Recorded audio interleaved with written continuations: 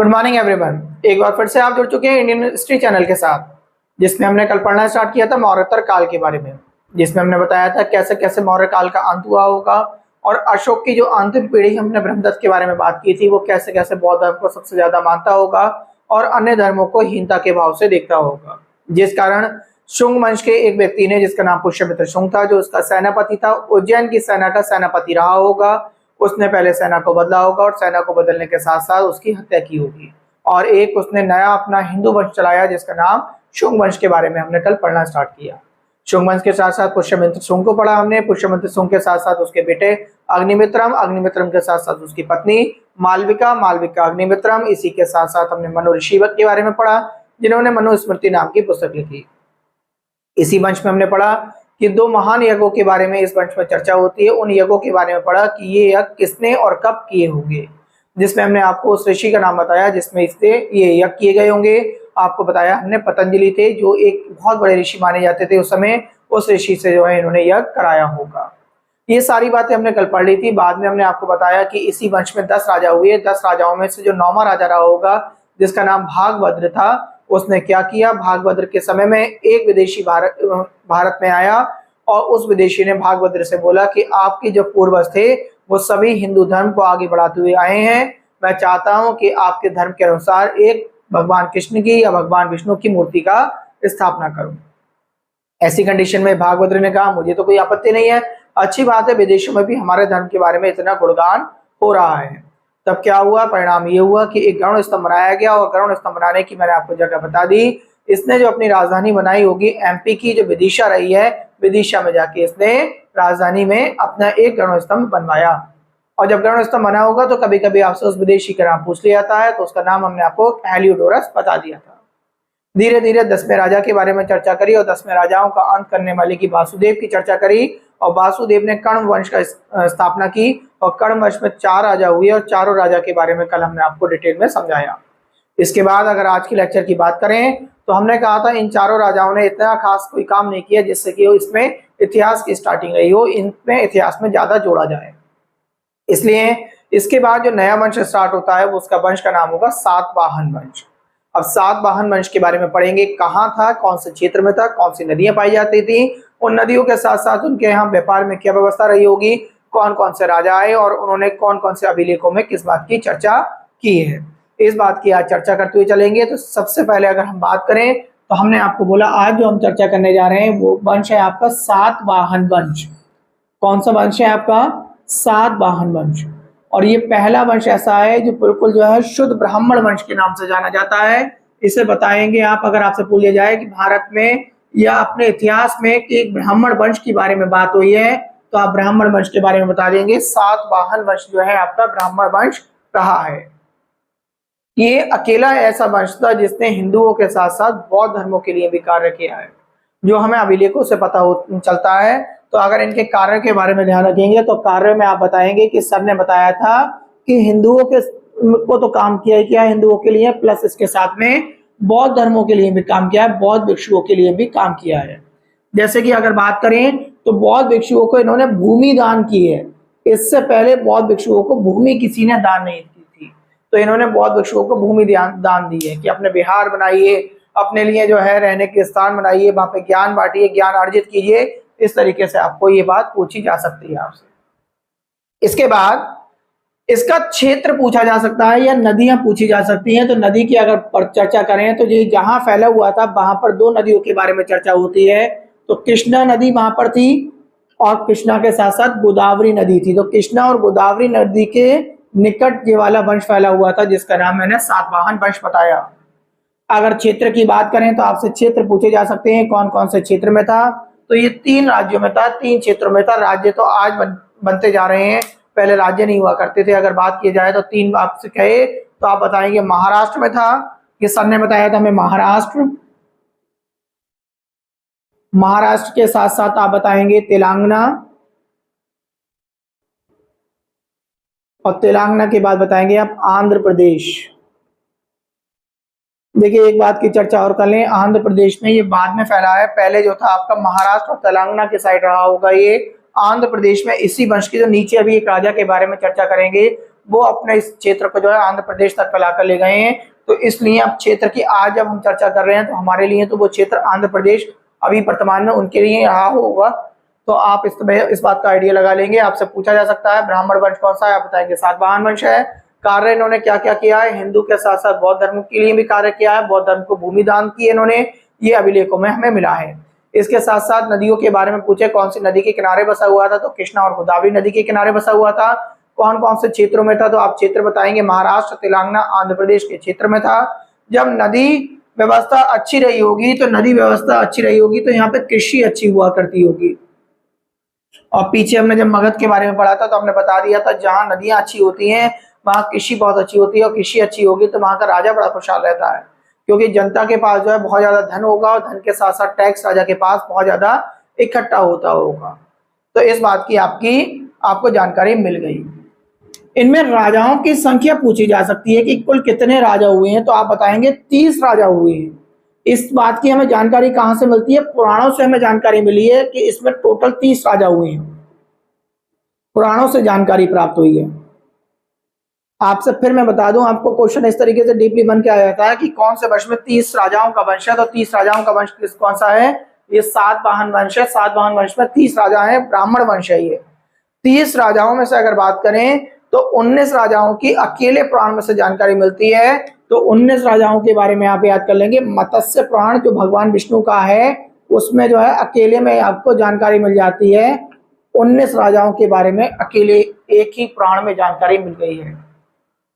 तो ऐसा भी क्वेश्चन आपसे पूछा जा सकता है कि कौन से वंश के 19 राजाओं की जानकारी मत्स्य पुराण में है, या सातवाहन वंश के 19 राजाओं की जानकारी कौन से पुराण में दे रखी है।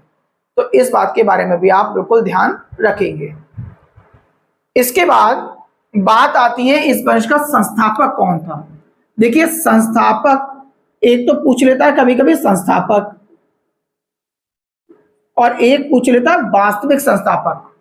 तो संस्थापक की बात करें तो सिमुक था, भाई राजा किसी को मारा, मारने के बाद जो है अपना वंश किसने चालू कर दिया, तो ये तो हो गया चालू करने वाला हो गया, उसे बोल दिया हमने संस्थापक। अब कभी कभी अगर आपसे चर्चा की जाए तो आपसे ये पूछा जाएगा कि वास्तविक संस्थापक कौन था इसका, वास्तविक संस्थापक। अब वास्तविक संस्थापक क्या होते हैं, फॉर एग्जाम्पल मैंने कहा किसी ने एक दुकान खोली, दुकान खोल दी और दुकान खोलने के बाद नाम दे दिया, तो वो तो एक दुकान का संस्थापक कहला गया, वो संस्थापक हो गया। और उस दुकान को चलाने के लिए बहुत सारी योजनाएं मार्केट में किस तरीके से चलाई जाएंगी, ये सारी योजनाएं करने वाला, लोगों को इकट्ठा करने वाला, लोगों को जागरूक करने वाला जो व्यक्ति रहा होगा वो इसका वास्तविक संस्थापक कहलाएगा। तो वास्तविक संस्थापक पूछ ले आपसे तो आप बताएंगे सप्तकर्णी फर्स्ट रहा है, जिसने इस वंश के लिए बहुत ज्यादा कार्य किया है। कौन रहा है, सप्तकर्णी या सप्तकर्णी करके लिखा हुआ आ जाएगा आपका, सप्तकर्णी प्रथम रहा होगा। इसके बाद आगे चर्चा करें अगर तो इसकी पत्नी के बारे में पूछा जा सकता है, सप्तकर्णी फर्स्ट की। तो इसकी पत्नी के बारे में पूछ ले तो पत्नी के बारे में बताएंगे, ये अमीय वंश की एक राजकुमारी थी, अमीय वंश की राजकुमारी से शादी हुई है इसकी। अब उसका भी नाम पूछ सकता है। तो किताबें इसके दो नाम बताते हैं, किताबें इसके दो नाम बताती हैं, एक तो नाम बताती है नैनिका और एक बताती है नागरिका। तो नैनिका या नागरिका कोई सा भी लिखकर आ जाए तो तुरंत बता दोगे। पत्नी का नाम नैनिका बताया था सर ने हमारे, और एक इसी के साथ में नागरिका बताया था। कौन से वंश की थी, अमीय वंश की थी। ठीक है, ये बात आपको क्लियर हो गई होगी। इसकी पत्नी के बारे में थोड़ा सा और डिटेल समझेंगे। इसकी पत्नी बड़ी पढ़ी लिखी बताते हैं, पढ़ी लिखी के साथ साथ बड़ी बुद्धिमान बताते हैं। ये अभी अभिलेख लिखवाएगी नैनिका या नागरिका। तो आपसे पूछा जा सकता है इसने कौन से अभिलेख लिखवाए हैं, तो अभिलेख के बारे में अगर चर्चा है तो आप बताएंगे नानाघाट अभिलेख लिखवाए हैं इसने। कौन से लिखवाए, नानाघाट अभिलेख लिखवाए। तो नैनिका नागरिका ने नानाघाट अभिलेख लिखवाए, नानाघाट अभिलेख की चर्चा होगी। इसके साथ साथ इसने नानाघाट अभिलेख जब लिखवाए होंगे तो इसमें क्या लिखवाया, अपने पति को, जैसे सप्तकर्णी फर्स्ट को दक्षिणाधिपति लिखवाया, दक्षिणाधिपति। इसके साथ साथ पश्चिमाधिपति भी लिखवाया, पश्चिमाधिपति। पति।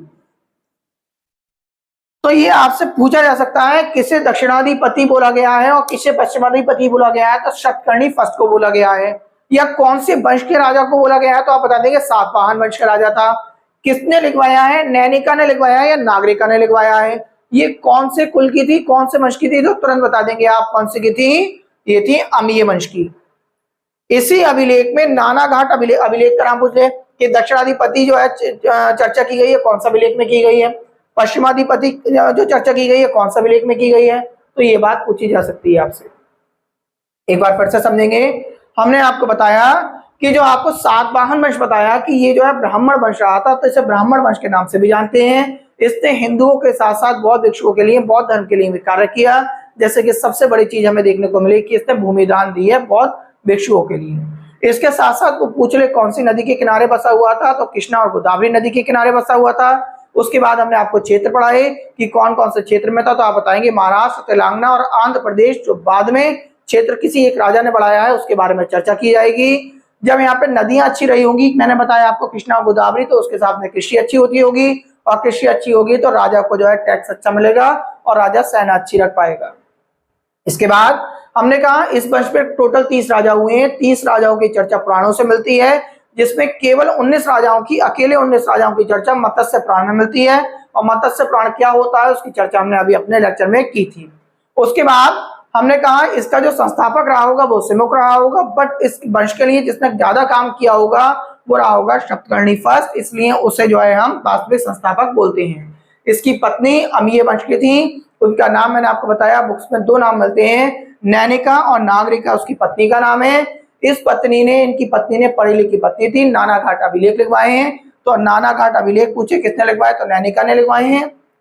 इसके बाद इसने उन अभिलेखों में क्या लिखवाया, अपने पति को दक्षिणाधिपति, दक्षिण का अधिपति बताया और उसके साथ साथ पश्चिम का अधिपति बताया। इसी अभिलेख में एक चर्चा और की गई है जो पूछी जाए, जो मैंने अभी अभी आपको बोला कि भूमि दान की चर्चा भी इसी में मिली है कि इसने बौद्ध धर्म वालों को क्या करा है, भूमि दान दी है। तो भूमि दान की चर्चा भी इसी अभिलेख में मिलती है। तो ये बात आपको क्लियर हो गई होगी। आगे बढ़ेंगे, यहां तक आपको क्लियर हो गया कोई दिक्कत नहीं होगी किसी को, शायद मैं समझता हूं। भूमि दान वगैरह हमने बता दी। एक और बात बता दूं मैं आपको इसी अभिलेख से जोड़कर कि इस अभिलेख पे एक सिक्के की चर्चा की गई है। सिक्का छपाया होगा, सिक्के की चर्चा की है। इसके 2 साइडों में सिक्के पर एक तरफ तो घोड़ा बन रहा था और एक तरफ लिखा हुआ है, ठीक है। तो इस अभिलेख से आपको ये 3 चीजें याद रखनी है। एक तो इसके पति के बारे में जानकारी रखनी है, एक भूमिदान की जानकारी रखनी है और एक सिक्के की जानकारी रखनी है कि इसी अभिलेख पे एक सिक्के की भी चर्चा की गई है। ये बात आपको क्लियर हो गई होगी। इसके बाद इस राजा की जब मृत्यु होगी तो इस राजा की मृत्यु के बाद इसका बेटा है, इसका बेटा राजा बनेगा और उसके बेटे का नाम होगा हाल। और ये बहुत पढ़ा लिखा था, बहुत पढ़ा लिखा के साथ साथ हम कहें ये प्राकृत भाषा को बहुत अच्छी तरीके से जानता था। अब इसका बेटा राजा बनेगा, तो बेटा क्या है इसका, बेटे के बारे में पूछ लो तो बेटे का नाम बताओगे आप हाल। और हाल को मैंने बताया ये प्राकृत भाषा का ज्ञानी था, प्राकृत भाषा का ज्ञानी था। अब थोड़ी सी चर्चा कर लेते हैं हाल के बारे में। देखिए हाल का ना, एक मैं आपसे कहूँ, अगर हाल का, जैसे कि हाल जब राजा बन गया होगा तो राजा बनने के बाद बहुत सारे इनके जो है वजीर वगैरह हो गया, मंत्री हो गया, सेनापति हो गए, इस तरीके से आपको ये ध्यान रखना है। प्राकृत भाषा का ज्ञानी था। इसका एक सेनापति था, उस सेनापति के बारे में पूछे तो आप उसका नाम बताएंगे विजयानंद। क्या नाम बताएंगे, विजय आनंद या विजयानंद करके लिख सकते हैं। इसका एक सेनापति था, सेनापति, उसका नाम था विजयानंद। और ये ना श्रीलंका पर आक्रमण करेगा। विजयानंद की स्टोरी हम याद करेंगे, ये किस पे आक्रमण करेगा, श्रीलंका पर आक्रमण करेगा और श्रीलंका को जीत कर आएगा ये। और जब श्रीलंका को जब जीतेगा तो जीतने के बाद जब इसकी राजा से उसकी मुलाकात होगी जीतने के बाद, तो उसके राजा से देखेगा कि राजा की जो पुत्री है वो संस्कृत भाषा की बड़ी ज्ञानी है, संस्कृत भाषा की बहुत ज्ञानी है। और उस पुत्री का नाम, अगर राजा की राजकुमारी के बारे में हम बात करें तो राजकुमारी जो थी उसे किताबें लीलावती बोलती हैं। और लीलावती के साथ साथ एक नाम और बोला जाता है, आपसे कभी कभी पूछ लिया जाता है तो आप बताएंगे मल्यावती। तो लीलावती और मल्यावती एक ही का नाम है। और कौन सी भाषा की ज्ञानी थी? ये संस्कृत भाषा की बहुत अच्छी ज्ञानी थी। तभी जब श्रीलंका जीत लेगा और राजा उसका हार जाएगा, तब ये विजयानंद बोलेगा सेनापति कि बोले हमारे जो राजकुमार हैं वो जो है प्राकृत भाषा के बहुत बड़े ज्ञानी हैं, और आपकी जो राजकुमारी है वो जो है किसकी ज्ञानी है? वो संस्कृत भाषा की बहुत अच्छी ज्ञानी है। मैं चाहता हूं कि दोनों की शादी कर दी जाए। तो जो है इसके कहने पर जो है इन दोनों की शादी होगी। वहां की राजकुमारी लीलावती की या मल्यावती की शादी किसके साथ होगी? हाल के साथ में। ये कहानी आप याद रखेंगे। किसने करवाई है? विजयानंद ने करवाई है। विजयानंद से क्यों करवाई है? क्योंकि उसने श्रीलंका को जीता होगा। इसके बाद हाल एक किताब लिखेगा जिसका नाम होगा गाथा सप्तशती। तो हाल एक किताब लिखेंगे, उनका नाम है गाथा सप्तशती। एक पुस्तक लिखी जाएगी। किसने लिखी है? हाल ने लिखी है, ये भी ध्यान रखना। गाथा सप्तशती, सप्तशती करके लिख देंगे। और हाल ने लिखी है, आप ये भी ध्यान रखना, आपसे पूछा जा सकता है इसका राइटर। तो इसमें क्या है, गाथा सप्तशती की अगर बात करें तो ये दोहों से मिलकर बनी है। इसमें 700 दोहे हैं, 700 दोहे हैं, इस वजह से इसका नाम गाथा सप्तशती पड़ा है। 700 दोहों के कारण इसका नाम गाथा सप्तशती पड़ा है। और अगर आपसे पूछ ले ये कौन सी लिपि में लिखी हुई है, तो ये ब्राह्मी लिपि में लिखी हुई है। कौन सी लिपि में लिखी है ये वाली किताब? ये लिखी है आपकी ब्राह्मी लिपि में। देखिए बहुत सारी चीजें जो आप एक दूसरे से जोड़ते हुए याद नहीं करते हैं, वो मैं इसलिए आपको जो है एक दूसरे से जोड़ता हुआ एक लाइन से ऑर्डर में बनाकर लेकर आता हूं कि आपको ये कहानी है कि कहानियों की तरह एक बार याद होती जाए, घटनाएं आपको धीरे धीरे याद होती जाए। ब्राह्मी लिपि से जुड़ी हुई थी। अब इसके बाद जो राजा जितने भी हम पढ़ेंगे, लगभग 3-4 राजाओं के बारे में अभी और चर्चा करेंगे इसी वंश में, जिन्होंने बहुत ज्यादा काम किया है। तो अब जो राजा थे ना, देखो आपने पीछे भी देखा है कि राजाओं की बहुत सारी पत्नियां हुआ करते थी। अब पत्नियों के आधार पे नाम बनेंगे इनके राजाओं के। जैसे कि मैंने आपसे कहा, जिसकी माँ, मान लो पुत्र तो बहुत सारे होंगे, एक ही राजा के बहुत सारे पुत्र हैं, मगर उनकी माताएं अलग हो जाएंगी क्योंकि राजा की बहुत सारी पत्नियां रही होंगी। तो अब कैसे पहचाना जाए कि ये जो पुत्र राजा बना है वो जो है कौन सी वाली पत्नी का है? तो ऐसी कंडीशन में क्या होगा, माता का नाम पहले बोला जाएगा और जो है बाद में बच्चे का नाम बोला जाएगा। जैसे कि अब इसका हाल का बेटा बनेगा राजा, जिसका नाम होगा गौतमी पुत्र सप्तकर्णी। गौतमी पुत्र सप्तकर्णी, इससे हमें ये मालूम पड़ता है कि गौतमी माता रही होगी और सप्तकर्णी जो है एक वंश चल रहा है इसका, तो गौतमी का पुत्र राजा बना है। अब तो इसके बाद हम बात करें तो नया जो राजा बनेगा, अब राजा कौन सी किसकी चर्चा हुई हमारी? गौतमी पुत्र सप्तकर्णी की चर्चा करेंगे अब हम। देखिए ये बात क्लियर हो गई। इसके बारे में थोड़ा सा जो है ज्यादा पढ़ेंगे अब हम, इसने क्या क्या किया है। गौतमीपुत्र सप्तकर्णी की बात करें सबसे पहले। देखिए ये ना अपने आप को बहुत ज्यादा इसने बड़ा चढ़ा के लिखा है, आपसे पूछा जा सकता है। देखिए इसने सबसे पहले हम चर्चा करेंगे, इसने लिखवाया नासिक अभिलेख। तो आपसे पूछ रहे नासिक अभिलेख कौन से वंश में लिखा गया? तो सातवाहन वंश में लिखा जाएगा, ब्राह्मण वंश में लिखा जाएगा। और किसने लिखवाया? गौतमीपुत्र सप्तकर्णी ने लिखवाया है। ठीक, और कौन सा अभिलेख लिखवाया? नासिक अभिलेख लिखवाया है। ठीक, इसने कौन सा अभिलेख लिखवाया है? नासिक अभिलेख लिखवाया है। देखिए अपने आप को बहुत बड़ा ब्राह्मण बोला करता था ये, इसने नासिक अभिलेख लिखवाया है। नासिक अभिलेख। अभी मैंने आपसे बोला कि बहुत बड़ा ब्राह्मण बोला करता था, तो क्यों बोला करता? तो इसने ये कहा है कि मैं द्विज हूं, द्विज। इसने स्वयं को द्विज बोला है। गौतमीपुत्र सप्तकर्णी ने स्वयं को द्विज बोला। वो आपसे पूछ लेगा कि द्विज कौन सा राजा ने बोला है अपने आप को? गौतमीपुत्र सप्तकर्णी ने। द्विज का मतलब होता है जनेऊ धारण करने वाला, जनेऊ धारण करने वाला। आपने देखा होगा ब्राह्मण लोग जनेऊ धारण करते हैं, जनेऊ धारण करने वाला देख रखा होगा आपने, सभी लोग जानते होंगे जनेऊ क्या होता है। एक धागा होता है जिसे ब्राह्मण लोग जो है अपने यहाँ से लो इस तरीके से जो है धारण करते हैं, आप सभी ने देखा है, इस पर चर्चा नहीं करेंगे। एक बात, इसके बाद इसने गुजरात में बहुत बड़ा अभियान चलाया और गुजरात में बहुत बड़ी विजय प्राप्त की है। उस विजय के बारे में हम थोड़ा सा पढ़ेंगे और आज की वीडियो को हम यहीं पे समाप्ति की ओर बढ़ाएंगे, क्योंकि कल बहुत सारे राजा इसके बारे में बहुत सारे राजा रह गए हैं और सभी राजा एक साथ पढ़ाने से आप कंफ्यूजन में पैदा हो जाएंगे, क्योंकि उन लोगों ने भी बहुत सारे काम किए हैं और इन लोगों के अभिलेखों की वजह से आपको ये याद करने हैं।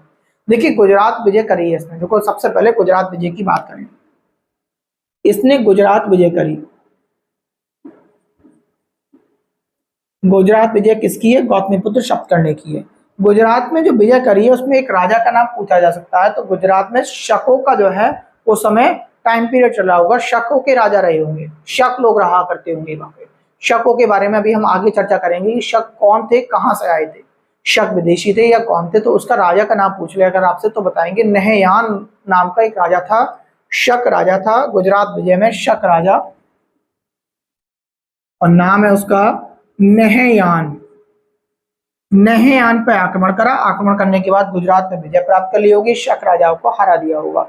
और ये शक राजा, ये शक जो है अभी बहुत बड़ी कहानी की तरफ बढ़ेंगे, और यही शक ऐसे होंगे जो अभी आगे आके हमें दिख भी करेंगे, और कहीं ना कहीं जाके हमारा शक संबंध भी इनकी विजय पर ही जो है, हमारी जो विजय रही होगी, कोई भी कारण रहा होगा तो हम आपको सारी संबंधें बढ़ाना स्टार्ट कर देंगे। अब ये संबंध जुड़ने वाली है एक दूसरे से, कि कब हमारी विक्रम संमत आई, कब हमारी शक संमत आई, और कौन सी संमत को हम अच्छा मानते हैं, कब कब चालू हुई होगी, कौन सी तारीख होती है, कौन सा महीना होगा हिंदी का और कौन सा इंग्लिश महीना होगा, ये आपको बहुत तेजी से अब आने वाली है। तो आपको अब याद हो जाएगी कि विक्रम संमत कैसे आई होगी और शक संमत कैसे आई होगी। जो चीज हमने केवल याद कर ली है कि हमारी कौन सी है और हमें कौन सी पढ़नी होती है। अब वाकई में देखो, जिस शक संमत जो नाम लिया है मैंने आपका, अब शक आने वाली है। अब धीरे धीरे आपको अगले 1 या 2 वीडियो में वो चीज पढ़ने को मिल जाएगी। हमने आपको गुजरात विजय बता दी, गुजरात विजय में कौन सा राजा था, नहयान राजा था, शकों का राजा था, ये हमने बता दिया। गौतमीपुत्र सप्तकर्णी ने अपने आप को जनेऊधारी बोला, ये हमने सारी बातें बता दी।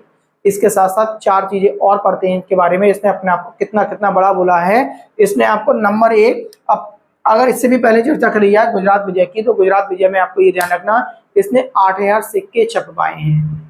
8000 सिक्के छपवाए गुजरात विजय के दौरान। तो गुजरात विजय पर पूछा जा सकता है कि 8000 सिक्के छपवाए हैं इसने, और इन सिक्कों पर इसने अपना फोटो अंकित करवाया, अपना चित्र अंकित करवाया है, अपना चित्र अंकित कराया। चलिए, इसने सबसे पहले अपने आप को अद्भुत ब्राह्मण बोला है। ऐसा नहीं है कि ब्राह्मण इससे पहले नहीं हुए, इसके पूर्वज ब्राह्मण ही तो रहे होंगे। इससे पहले वाला वंश हमने देखा, उसने जो है अशोक के अंतिम वंशज की हत्या कर दी, केवल इसी बात पर तो हत्या कर दी क्योंकि वो ब्राह्मणों को बहुत नीचा करता था। हमने देखा कि जो है मनुस्मृति में ब्राह्मणों को इतना ऊंचा दिखाया है किसी राजा के कार्यकाल में, तो वो भी तो एक ब्राह्मण ही रहा होगा, तभी तो उसने ब्राह्मणों को वर्चस्व बहुत ऊंचा करा। तो इस तरीके से इसने सबसे पहले अपने आप को अद्भुत ब्राह्मण बोल दिया, यहाँ पे देखने को मिलता है। दूसरे नंबर पर अगर बात करें तो इसने अपने आप को बोला मैं वेदों का आश्रयदाता हूं। वेदों का आश्रयदाता यानी वेदों को भी नहीं छोड़ा इसने, वेदों का आश्रयदाता बोल दिया। चलिए भाई, वेदों का आश्रयदाता, तो आपसे पूछ ले वेदों का आश्रयदाता अपने आप को किसने बुलाया, स्वयं को किसने बुलाया, तो आप तुरंत बता देंगे किसने बोला है, गौतमीपुत्र सप्तकर्णी ने बोला है। अद्भुत ब्राह्मण किसे बोला गया है, गौतमीपुत्र सप्तकर्णी को बोला गया है। इसके साथ साथ अभी अभी आपको मैंने बताया, इस द्विज वाला व्यक्ति बता दिया मैंने आपको। अब बोल लेते हैं तीसरा नंबर। तीसरे में बोला मैं एकमात्र ब्राह्मण हूं, मतलब मुझे जैसा कोई ब्राह्मण ही पैदा नहीं हुआ, एकमात्र ब्राह्मण बोला इसने। अगर ऐसी बात है तो अगर ये एकमात्र ब्राह्मण है तो आज जो ब्राह्मण रहे हैं तो क्या वो ब्राह्मण नहीं है? तो इस तरीके से इसने अपने आप को बहुत अद्भुत बोला। इसके साथ साथ अगर मैं बताऊं, देखिए यहीं तक नहीं, बहुत आगे बढ़े और आगे बोलने में इन्होंने बहुत बड़ा बोलापन दिखाया। जैसे कि बोला मैं भगवान राम, भगवान कृष्ण, भगवान भीम और अर्जुन का अवतार हूं। किन किन का अवतार हूं? तो अवतार में आप ध्यान रखेंगे, राम, भगवान राम, कृष्ण, अर्जुन और भीम का अवतार हूं। अब अगर सोचा जाए, हम लोग कैसे सोचते हैं, हम जब इतिहास डिटेल में पढ़ते हुए आ रहे हैं, तो भगवान राम तो क्षत्रिय थे, तो आप ब्राह्मण कैसे रहे? और भगवान कृष्ण यादव थे, तो आप ब्राह्मण कैसे रहे? अब एक बात, ब्राह्मण किस तरीके से हुए अगर आप उनके अवतार हैं तो? और इसके बाद इसने कहा मैं वर्ण व्यवस्था को नियमित करने वाला व्यक्ति हूँ, मैं ही हूँ जो एक तरीके से धर्म को रोके हुआ हूँ। तो इसने 5वें नंबर पे आप ध्यान रखेंगे, वर्ण व्यवस्था के बारे में चर्चा करेंगे। वर्ण व्यवस्था, ठीक। आज के वीडियो में केवल इतना ही। एक बार फिर से आपको मैं थोड़ा सा मैं जो बोल रहा हूँ उस चीज पर गौर दे देंगे, आपको ये ध्यान रखना। मैंने आपको बताया है एक ही राजा की बहुत सारी पत्नियां हुआ करती थी, और पत्नियां जब हुआ करती थी तो उनके जो राजकुमार हुआ करते होंगे, उनके पिता तो एक ही हैं बट माताएं अलग अलग हो गई। अब जब वो राजा बनते होंगे तो यह प्रजा को ये पता नहीं होती होगी कि ये जो राजा बन रहा है, जो राजकुमार राजा बनेगा, वो कौन सी वाली पत्नी का है। तो इसलिए जो नाम जो है अब राजाओं के नाम के आगे जो है उनकी माँ का नाम पहले जोड़ा जाने लगा। इसलिए सातवाहन वंश में हमने जो है एक राजा पढ़ा जिसका नाम था गौतमीपुत्र शतकर्णी। ये पहला ऐसा राजा था जिसके नाम के आगे उसकी माता का नाम था। गौतमीपुत्र शतकर्णी के बारे में हमने पढ़ा, जो हमने आपको ये पढ़ाया गौतमीपुत्र शतकर्णी की बात हुई।